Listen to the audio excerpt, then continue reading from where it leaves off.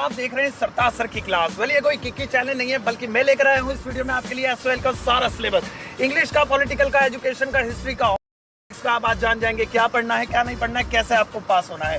तो इस वीडियो को एंड तक जरूर देखिएगा। और अगर अभी तक आपने चैनल को सब्सक्राइब नहीं किया तो चैनल को सब्सक्राइब कर दीजिए। सब्सक्रिप्शन बटन के बराबर में एक बेल आइकन होगा, उसको दबा दीजिए ताकि रोज आने वाली वीडियोस की नोटिफिकेशन आपको बिल्कुल टाइम पर मिल जाए।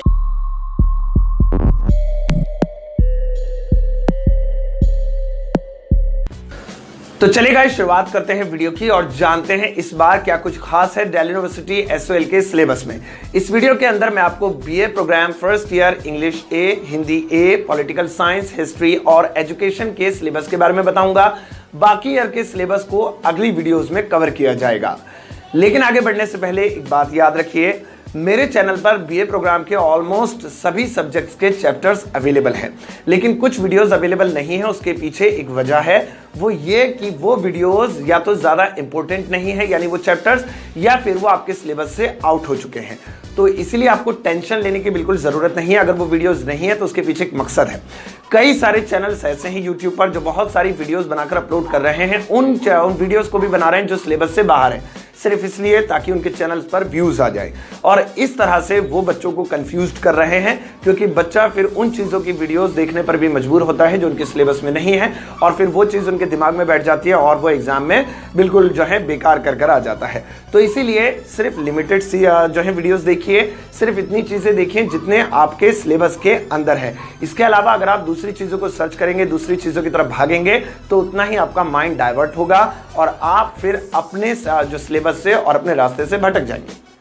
अब एक एक करके शुरुआत करते हैं। सबसे पहले मैं आपको English a BA programme first year fluency in English, जिसका नाम है बुक का, उसका सिलेबस बताता हूं इस साल उसमें क्या खास। बीए प्रोग्राम फर्स्ट ईयर का इंग्लिश ए का जो पेपर आता है वो 100 नंबर का आता है, और ये जो 100 नंबर है ये 3 भागों में डिवाइडेड होते हैं। 100 नंबर के पेपर में से 25 नंबर का बुक में से आता है, और आपका 50 नंबर का ग्रामेटिकल पोर्शन होता है, और बाकी के 25 नंबर का जो बचा हुआ है वो राइटिंग स्किल होता है। देखिए, बुक में से सिर्फ 25 नंबर का आएगा। आपकी बुक जिसका नाम है fluency in English, BA programme की फर्स्ट ईयर की इंग्लिश है, उस बुक में 18 चैप्टर दिए गए हैं, लेकिन 18 के 18 इंपॉर्टेंट नहीं है। अच्छी बात है, आप सारे पढ़ लेंगे तो नॉलेज के लिए अच्छा है, लेकिन उसमें से 1 से लेकर 10 तक, 18 में से फर्स्ट टू 10, 1 से लेकर 10 तक, और उसके बाद 15 और 16, यानी टोटल 12 चैप्टर ऐसे हैं हमारे जो मोस्ट इंपोर्टेंट की कैटेगरी में आते हैं। इन सब की वीडियोस बनी हुई हैं, आप उन्हें देखकर उसको क्लियर कर लेंगे। इसमें से भी लॉन्ग क्वेश्चन और शॉर्ट क्वेश्चन आते हैं, तो इंजिमाम हो गया, गर्ल्स वाला चैप्टर हो गया, ये 2 चैप्टर ऐसे हैं, या फिर आपका Haroun and the sea of stories हो गया, इसमें से लॉन्ग क्वेश्चन आते हैं, बाकी में से शॉर्ट क्वेश्चन आते हैं। तो ये 25 नंबर आपको इसमें से मिल जाएंगे। अब बचा हमारा जो है बाकी के 75 नंबर का, तो उसमें से जो 25 नंबर का है वो राइटिंग स्किल में जाता है। राइटिंग स्किल में देखिए, आपका बायोडेटा बनाने के लिए आता है 10 नंबर का, तो ये आप सीख लीजिएगा।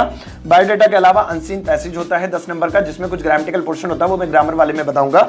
इसके अलावा एस्से आता है। अब देखिए, एस्से में ध्यान रखिएगा, करंट अफेयर्स पे एस्से आते हैं। जैसे आपका करंट अफेयर वो ऑड एंड इवन वाला फॉर्मूला था, एक दिन ऑड नंबर की गाड़ी चलेगी, तो वो आ गया था। अभी हाल फिलहाल में कुछ अफेयर्स ऐसे हैं जो बहुत ज्यादा करंट में चल रहे हैं, जैसे हमारे स्वर्गीय प्रधानमंत्री जी जो थे पुराने पिछले, श्री अटल बिहारी वाजपेयी जी, उनका निधन हो गया, बहुत दुख की बात है। तो ये एक टॉपिक एक ऐसा है जिस पर आपको नॉलेज होनी चाहिए, और उनके बारे में लिखने के लिए आ सकता है, तो इस पर खासा ध्यान दें। उनके जीवनी पढ़ें और उनके जीवन के बारे में, उनका जीवन परिचय, या उन्होंने जितना भी जो है अपने जीवन में स्ट्रगल किया प्रधानमंत्री बनने तक जो था, तो उसको आप जरूर पढ़ें। हो सकता है ये आपके एग्जाम में आए। इसके अलावा अगर ये वाला नहीं आएगा तो कोई और करंट अफेयर, जैसे भी केरला में एक जो है डिजास्टर आया है, तो उसके बारे में भी इस साल आ सकता है। और भी कोई करंट अफेयर आपकी नजर में है तो आप उस पर ध्यान रखिए। 10 नंबर का आपका एस्से आता है। राइटिंग स्किल में एस्से के अलावा कन्वर्सेशन आती है। कन्वर्सेशन आती है 2 लोगों के बीच आपसी बातचीत, यानी 2 लोगों के बीच कन्वर्सेशन लिखनी है इंग्लिश में जो है, तो ये 10 नंबर की आ जाती है। इसके ऊपर सबके ऊपर टॉपिक के ऊपर वीडियोस बनी हुई हैं, ये तो मैं आपको यहाँ पर सिलेबस बता रहा हूँ। और लेटर आता है। देखिए, फॉर्मल इनफॉर्मल 2 लेटर होते हैं, तो जो लेटर आता है जिसके ज्यादा चांस होते हैं वो फॉर्मल लेटर के ज्यादा चांस होते हैं, जिसमें जॉब लेटर की आने की जो संभावना होती है वो सबसे ज्यादा होती है। तो आप इसकी तैयारी भी अच्छे से करके रखें। ये तो हो गया आपका राइटिंग स्किल। अब चलते हैं, सबसे ज्यादा मार्क्स मिलते हैं ग्रामेटिकल पोर्शन में, जो कि 50 नंबर का है। 25 तो हमने कवर कर लिए, ये सिलेबस आपको पढ़ना है। 50 नंबर का जो होगा आपका ग्रामेटिकल, इसके अंदर आपके टेंसेस मोस्ट इंपोर्टेंट है। टेंसेस ऐसा नहीं है वो हिंदी में सेंटेंस देंगे आपको इंग्लिश में बनाने, बल्कि correct form of the verb भरनी होगी, और जब आपको टेंस पता होंगे तभी आप उसको जो है भर पाएंगे। इसके ऊपर भी वीडियोस है मेरी टेंस की, तो वो आप जरूर देखिएगा। इसके अलावा एक्टिव पैसिव है, एक्टिव पैसिव भी आएंगे। इसके अलावा नरेशन, जिसे आप डायरेक्ट इनडायरेक्ट बोलते हैं अपनी भाषा में, ये भी आएंगे, लेकिन ये 1-1, 2-2 नंबर के आते हैं। अच्छा, मॉडल्स ये जरूर पढ़िएगा, जिसके अंदर कैन, में, शुड, मस्ट, माइट और वुड का यूज आप जरूर अपने टीचर से या इंटरनेट से, मेरी वीडियो से सीख लीजिएगा। इसके बाद क्वेश्चन टैग आता है। क्वेश्चन टैग भी इंपॉर्टेंट है, 4-5 नंबर इसमें बनते हैं, तो इसके ऊपर भी एक वीडियो है। क्वेश्चन टैग भी आप अगर आपको आता है तो उसकी प्रैक्टिस जरूर करें। इसके अलावा prepositions on, upon, over, in, into, inside, between और अमॉन्ग, ये प्रीपोजिशंस आपको इनका यूज सीखना है, कहां पर इनको लगानी है। फिलअप में आएंगे सारी चीजें। और आपका एंटोनियम, सिनोनियम यानी विलोम शब्द और पर्यायवाची शब्द, ये आपके भरने के लिए आएंगे। और डायरी एंट्री भी आती है, लेकिन वो इतनी ज्यादा इंपॉर्टेंट नहीं है, लेकिन आप उसकी तैयारी कर लें तो ज्यादा अच्छा है। ये टोटल आपका इंग्लिश ए का सिलेबस कवर हो गया। आप इसको पढ़ लेंगे तो आपका इंग्लिश का पेपर इस साल का बहुत अच्छा जाने वाला है।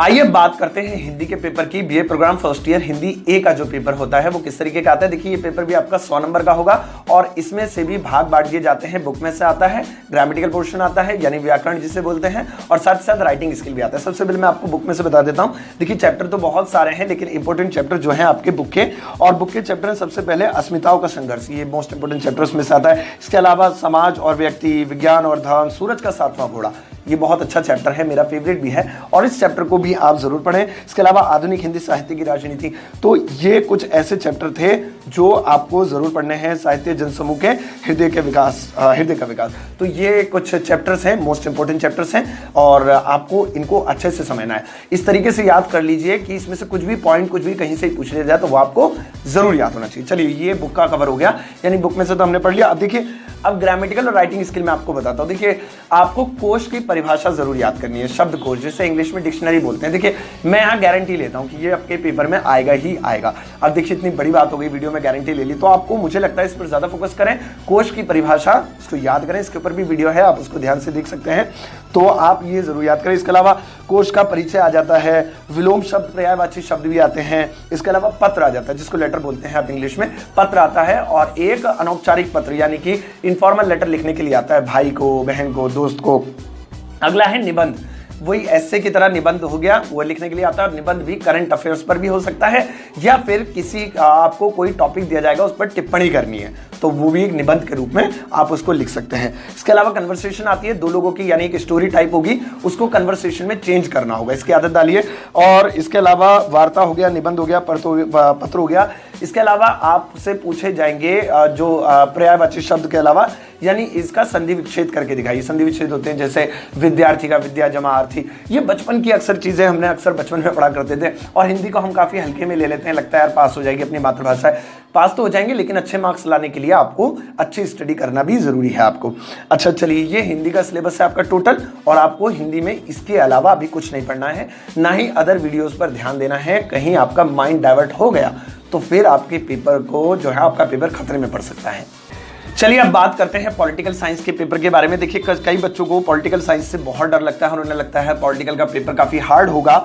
तो यहाँ पे मैं आपको सिलेबस बता देता हूँ। आपकी बुक्स काफ़ी मोटी मोटी हैं, और हो सकता है आप ये वीडियो देख रहे हैं और अभी तक आपको आपकी किताबें भी ना मिली हो, तो इंटरनेट का यही खास तौर पे फायदा होता है कि सिलेबस पता लग जाए तो हम एसओएल की ऑफिशियल वेबसाइट से बुक्स डाउनलोड कर सकते हैं और वहाँ पर उन टॉपिक्स को कवर कर सकते हैं, या फिर यूट्यूब पर या गूगल पर उन टॉपिक्स को सर्च कर हम उसे एनालाइज कर सकते हैं, या फिर अपने टीचर्स की सहायता से उन्हें पढ़ सकते हैं। अब मैं आपको पॉलिटिकल का बताता हूँ। देखिए, पॉलिटिकल का, अब ये हिंदी मैंने अभी तक जो बताया है, ये हिंदी और इंग्लिश मीडियम दोनों के लिए है। मैं हिंदी में बोल रहा हूँ, आप इन्हीं क्वेश्चंस को इंग्लिश में कन्वर्ट कर लेना, तो ये आपका जो है इंग्लिश में भी काम आएगा।